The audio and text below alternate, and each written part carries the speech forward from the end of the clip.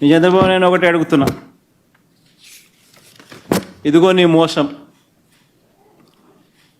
ఎన్నికల వేళ నువ్వు చెప్పినావు ఇది చేస్తాను అని. ఇదిగో నీ సూపర్ 6. దీనికి కావాల్సిన బడ్జెట్ ఇది 74,000 కోట్లు. నువ్వు చేసినది మోసం కాదా? నువ్వు చెప్పినది అబద్ధం కాదా? నీ మీద 420 కేసు పెట్టకూడదా? ఆర్గనైజ్డ్ క్రైమ్ ఇది కాదా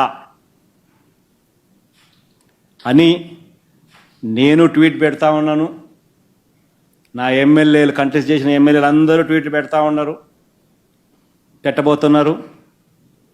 మా పార్టీకి సంబంధించిన అందరూ కూడా ట్వీట్ పెట్టి నీ మీద ఎందుకు 420 కేసు పెట్టకూడదు, నువ్వు చేసినది మోసం కాదా అని వైఎస్ఆర్సీపీకి సంబంధించిన ప్రతి కార్యకర్తకు పిలుపునిస్తూ ఉన్నాను. ఈ రెండు కూడా ఇదే మాదిరిగానే పెడుతూ ట్వీట్ చేయండి.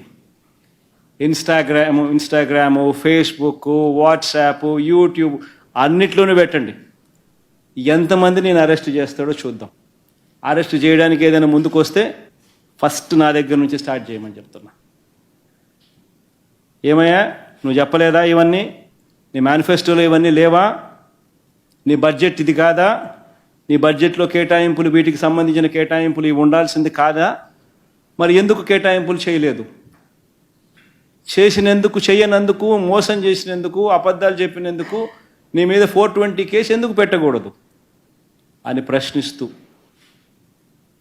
రాష్ట్ర వ్యాప్తంగా ప్రతి ఒక్కరం కూడా ట్వీట్ చేయబోతున్నాం.